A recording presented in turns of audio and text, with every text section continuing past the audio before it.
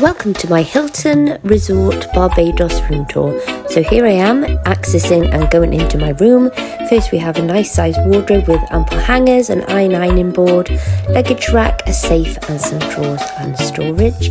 And on into the bathroom. So it's a lovely ample sized bathroom with sink, plenty of towels, hand towels, a bath and shower and towel rail, and going into a separate shower cubicle, lovely tiled, metro tiled, and then the toilet next to that.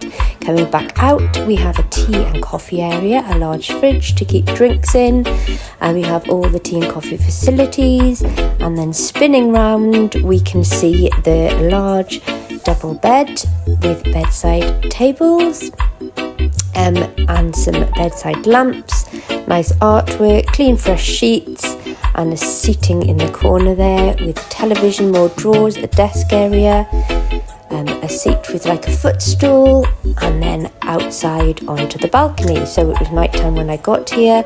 A lovely sized balcony, lovely view over the beach, and we have 2 chairs and a table there. So all in all, a lovely room, and here is a little view of the pool area and beach. Thank you for watching. Bye.